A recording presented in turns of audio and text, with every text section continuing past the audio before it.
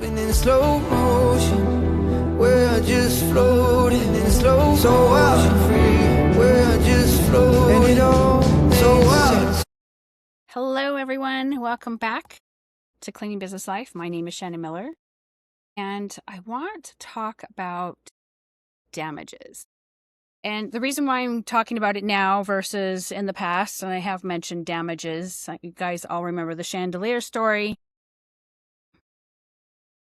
There seems to be a rash of damages coming up, and everyone seems to be surprised at what's going on. So what I'm seeing, make sure this is all up here. There we go. I can see everybody now.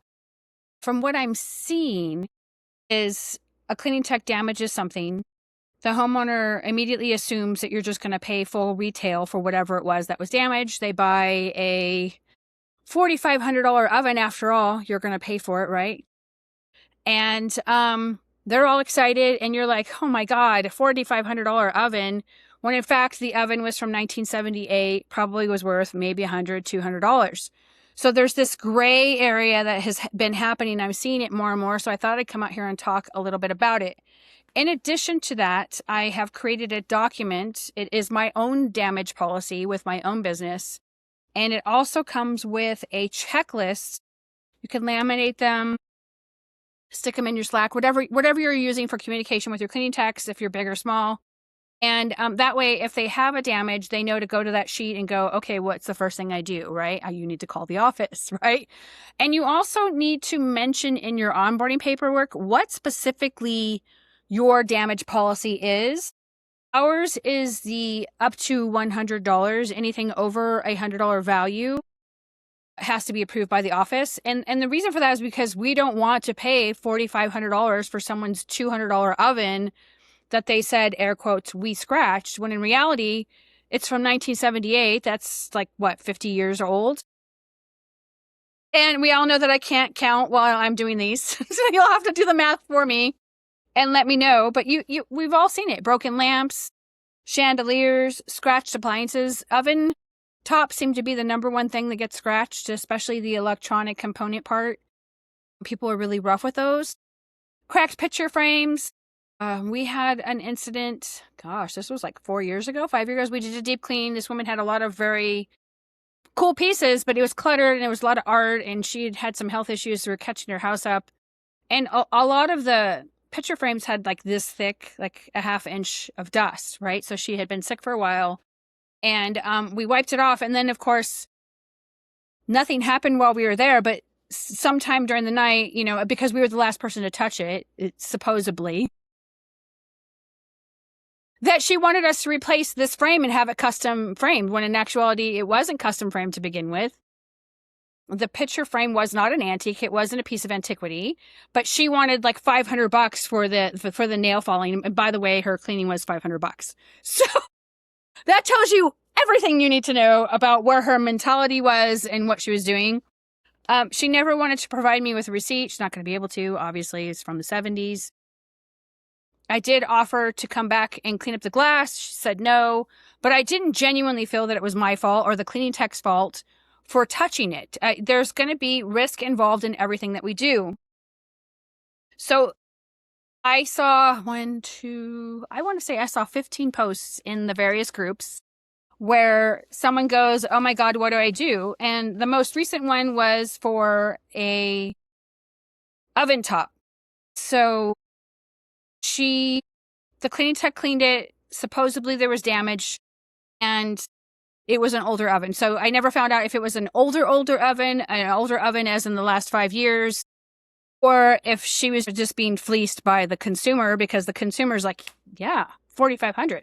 I don't know when any of you have recently purchased any appliances, but they're not cheap anymore. Refrigerators are about $4,000. It's wild to me. And these are not like sophisticated beans. These are just basic run-of-the-mill refrigerators because of the tariffs and everything else that's been going on. And then there's a lot of emotion that plays. The homeowner's pissed off because they want it fixed right then and there. I can't say I blame them. It's an inconvenience and it's a hassle. So we try to make it as painless as possible. We've actually been in a house where a cleaning tech was putting the grates on the granite under a towel. And she went to take the top, because it was a gas stove. She took the top off, and those are made from a special material, and they're fragile. And if you drop one on the floor, it'll actually crack. It'll crack like glass. Well, we dropped one. So obviously that's our fault. The homeowner watched. She scared the cleaning tech. The cleaning tech was startled, and, you know, it was kind of a calamity event. So we dropped the thing. So now that became a policy change. We no longer will remove those off the stovetop. We'll wipe them down unless we're doing a deep clean, and that's a whole different set of rules. And then we put it back. We don't really move them around. We don't put them in the sink. We don't wash them off. We just wipe them. And if they need a little toothbrush, we do it right there over a towel. We don't remove them from that area at all. And that was $150. So I had to Amazon the part. We had to look at the part. We both agreed that it was my fault. I just wanted to get it over with. We ended up dropping her off the schedule for a lot of other reasons. But those are the types of things that come up, right? And then the technician feels terrible. They panic. It throws off the whole shift. They don't want to go to a second house. They're all freaked out. And the reality is things happen. Things happen all the time. We're touching thousands of items at any given time, right? So depending on how much clutter is in someone's homes, it very well could be hundreds of items. It could be up to 1,000 items, especially when you're doing a large deep clean of a large home, thousands of items that you're touching. So the probability of something happening to one of them is pretty high. It just happens, right? And I believe that a lot of these situations could be handled way better if there was a process to the things. That's why I wanted to come out here and talk about it. So let's acknowledge reality. If you've been in business long enough, something eventually has to happen, right? Something is going to break. Hopefully it's a small thing that breaks and not a $1,500 shower door. $4,000 shower door that, the inch thick, the cube showers that were so popular in the 2000s and in the teens. So professional companies aren't defined by never making mistakes. They're defined by how they acknowledge and take care of those mistakes. So documentation is going to be your best insurance. And what I mean by that is when you take on a new client, you're going to take pictures of the shower doors. You're going to take pictures of the stovetop and the front of the oven. You're going to take pictures of the refrigerator on the outside. And if you do the inside, you're going to take pictures of that. And what you're going to do is you're going to create a Google file, and you're going to drop all of those photos in there. You're going to list it by the address, and you're going to just say, label them before, and then put the address. And the reason for that is because, sorry, my bird.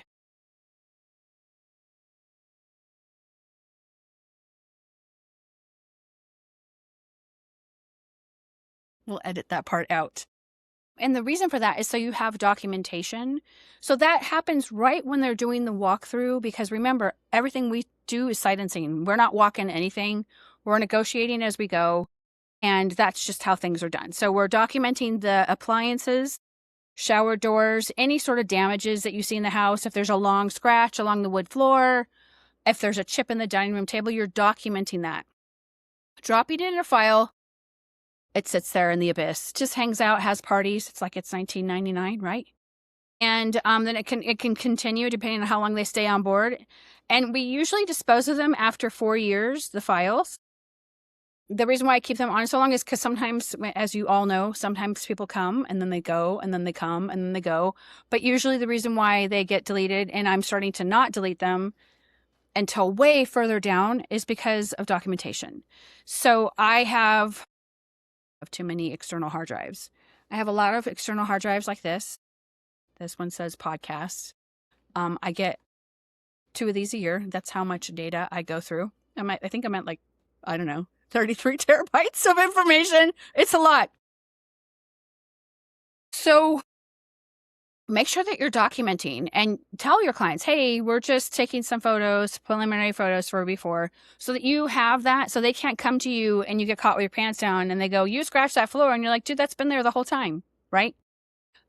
So those types of things happen. So the sheet covers what to do when there is a damage. So everything under $100 doesn't really need to be approved. There is a protocol that your cleaning tech needs to follow, including not admitting faults until the office gets involved. Just say, you know what, I'm going to call the office right now. I'm going to step outside. And then they're going to call the office and they're going to say, well, I can't remember what our code is. Code 87.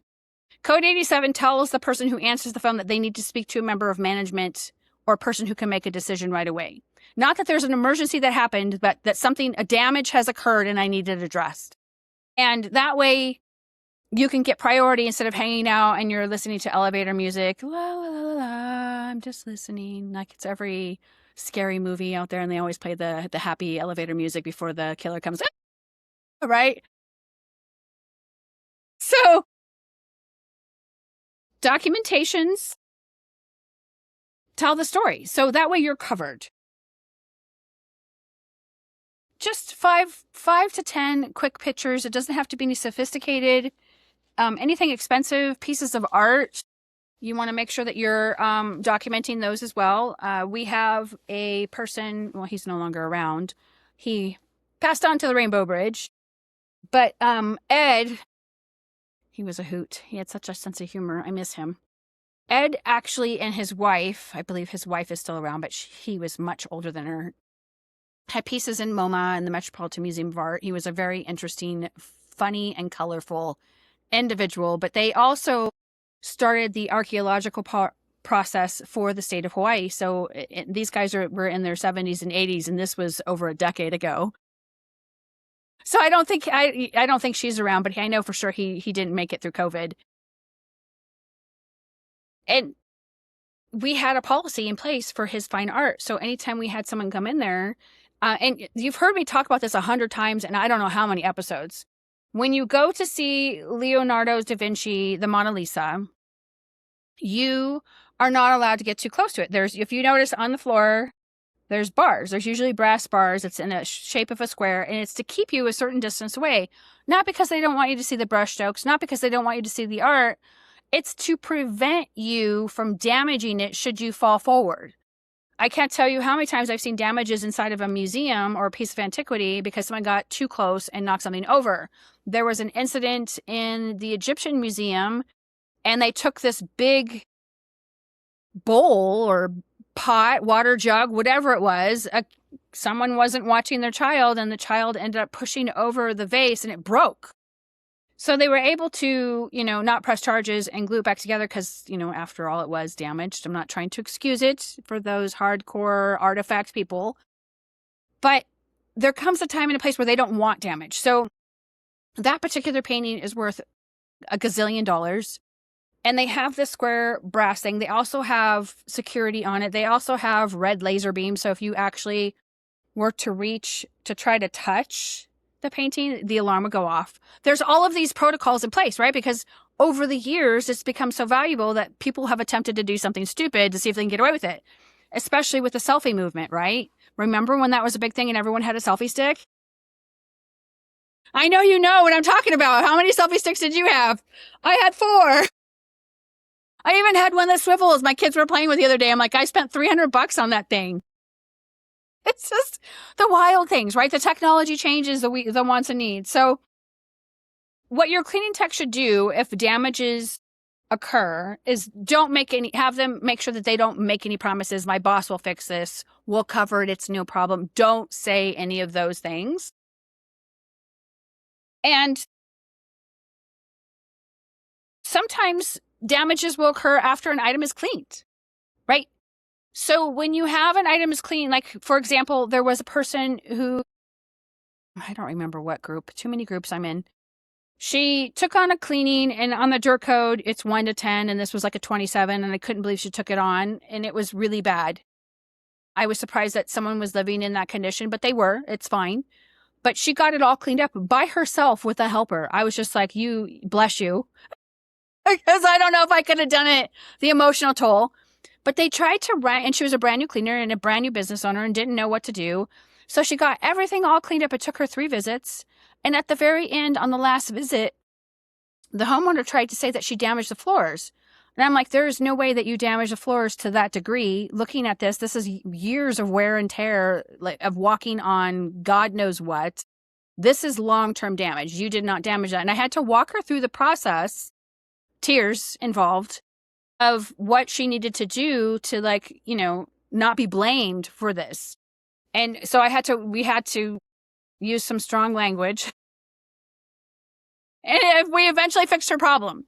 So don't be one of those people. But, yeah, make sure that your cleaning techs, and she could have easily said, you know, I'll pay for new flooring. Well, flooring could be 10 grand depending on what you pick. Rosewood it's imported, right? I've seen floors like that. You got to be really careful on what your staff says. Train your staff to say, I'm sorry, this happened. I'm going to notify the office immediately. They're going to reach out to you as soon as possible, hopefully before I'm done cleaning. And that's it. No admitting fault, no promising money, no arguing, no debating, just professionalism. If you teach your cleaning techs to put your hand on your heart when they're talking and giving eye contact, that means that subconsciously is telling the person that you are sincerely sorry and you're nodding your head. That diffuses a lot of the escalation because people get really funny about their possessions. I totally understand that, but it's not someone's going to die for it, right? And every incident deserves an investigation. So what happens is the cleaning tech calls the office, you say code 87, someone calls you back, and they start to get all of the information. So there's going to be a form that the other person on the phone is going to fill out.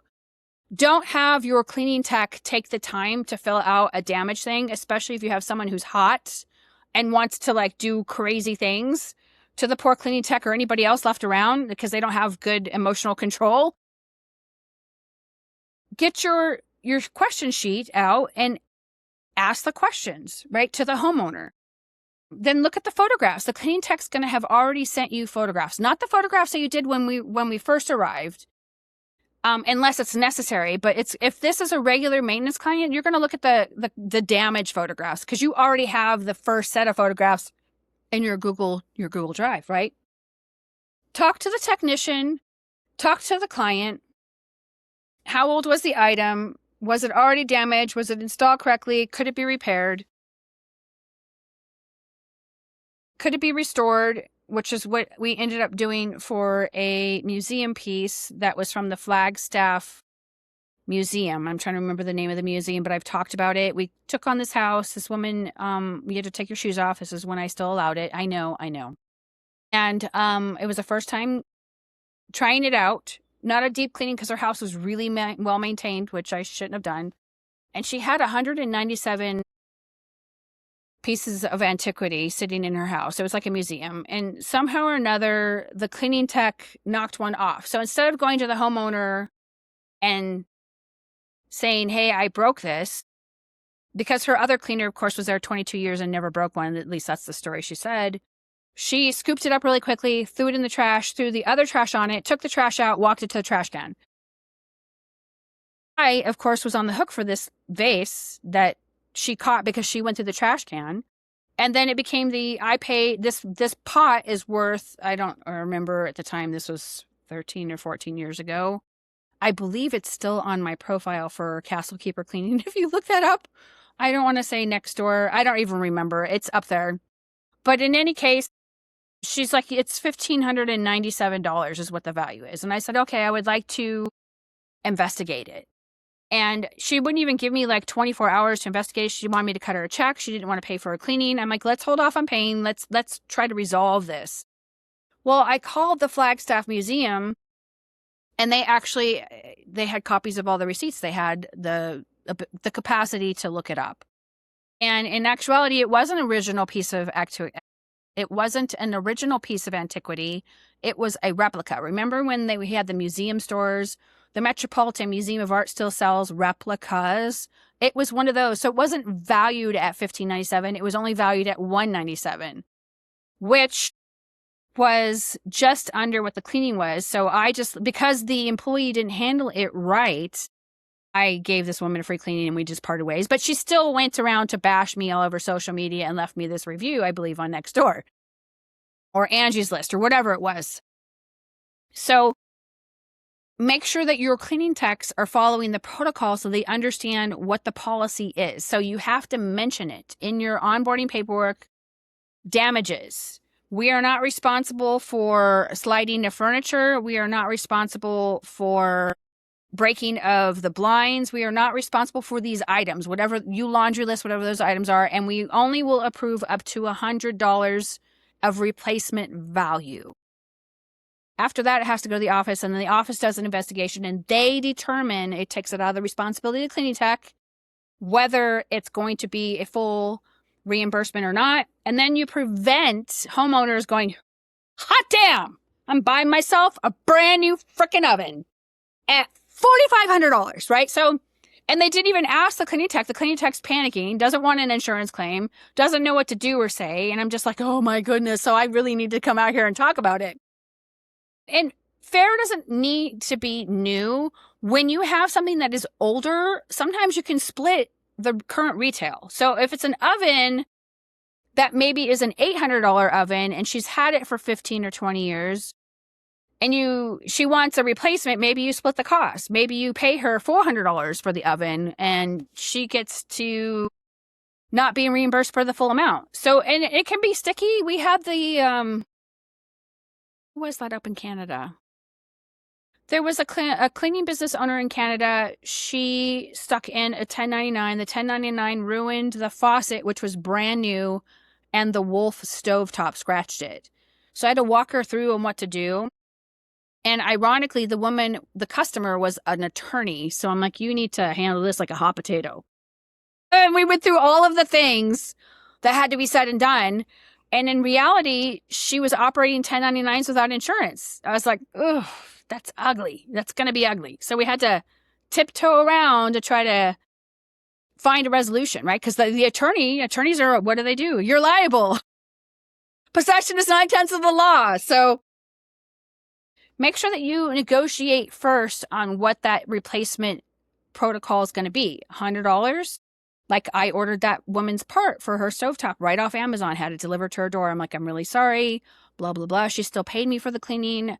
I apologize. We moved on. Other times with the pot, she broke the pot, threw it in the trash, and threw it in the customer's trash. She didn't take the trash with her. So the homeowner found it, showed me a picture, and was just livid. And, then the cleaning tech lied. And this was actually a W-2. I'm like, unfortunately, this is going to cause you to lose your job. So if you're dishonest here, where else are you dishonest, right? So every situation is different. And then your damage policy, you need to have one. If you don't have a damage policy, you can click on the document link, make a copy of it as yours. And your policy should explain how the damage gets reported. It should explain who gets notified. It should explain how documentation happens, how investigations happen, how compensation is determined. And most importantly, every claim that is reviewed individually, and consistency protects everyone. Cut and dry. And, sometimes things happen. People make mistakes. You have to decide how much that mistake is going to be worth for that cleaning tech to hang around or not. Sometimes damage is anything over $1,000. Unfortunately, more than likely, you're going to lose your job, because you can't technically make the cleaning tech pay for the damages. I know in the mechanic industry, if you're a mechanic and you make a mistake, the house that operates for the employees doesn't take the hit. It's actually the cleaning tech that has to pay back that damage. Something to think about. So here's what I want you to remember. Documentation protects your client, it protects the technician, and most importantly, it protects your company and your business. So when everyone knows the process, there's less emotion, less conflict, better communication, which I love, and usually a much happier outcome. If today's episode got you thinking, I encourage you this week to sit down and write a damage policy before you ever need it. Again, go to the Google Drive. Because the best policies are always written on calm days, not when you've blundered it and go, oh gosh, there's a policy change. So they're not emotional. Thanks for hanging out with me today, and always keep learning, keep growing, and we'll see you in the next episode. You guys take care.